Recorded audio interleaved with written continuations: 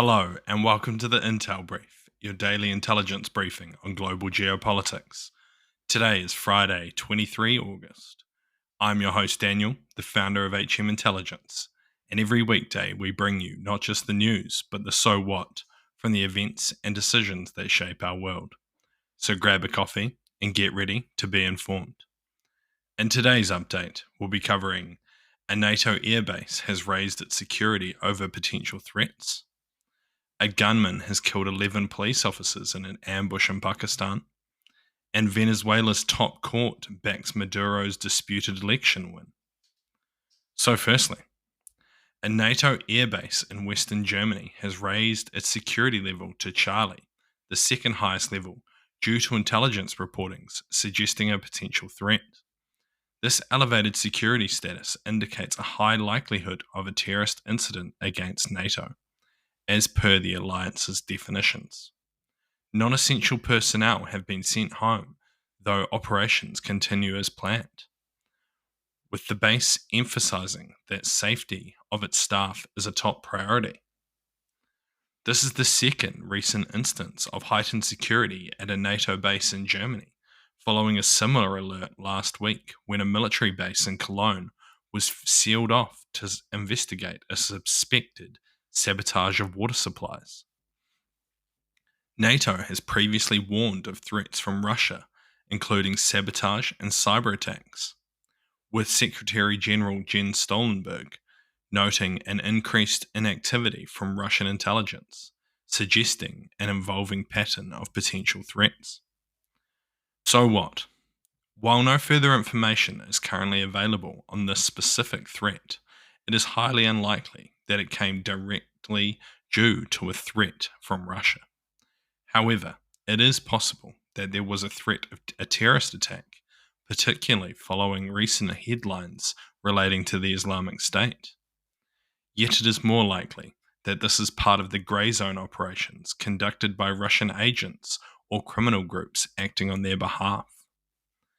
Even though we may never know the reason, it is clear that European intelligence is currently working overtime to identify and disrupt plots against military and civilian targets. And next, attackers armed with rocket-propelled grenade launchers ambushed a police convoy in Pakistan, killing at least 11 police officers and wounding 9 others. The attack occurred during a police patrol in search of robbers, and while no group has claimed responsibility, officials suspect the attackers were likely robbers rather than militants. One of the patrolling vehicles had broken down, which may have contributed to the convoy's vulnerability. The area where the attack took place is notorious for being a haven for armed robbers, who often target travellers on highways, making the region along the Indus River known as a no-go area. Despite a recent surge in militant violence in Pakistan, such a high number of police deaths in a single attack is unusual. In response, the President and Prime Minister condemned the attacks and called for a swift investigation and ensured that the wounded officers would receive the best medical care. Funeral for the slain officers is planned for later Friday, Pakistan time, with senior police and government officials expected to attend. So what? This ambush may indicate an increase in capabilities from groups operating inside Pakistan, particularly armed robbers, something that must trouble the government.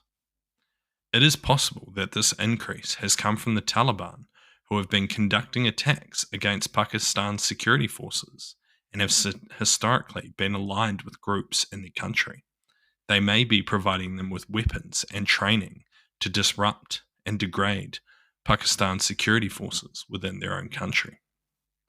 It is likely they will see an increase in security presence across the country as they work to ensure peace and stability.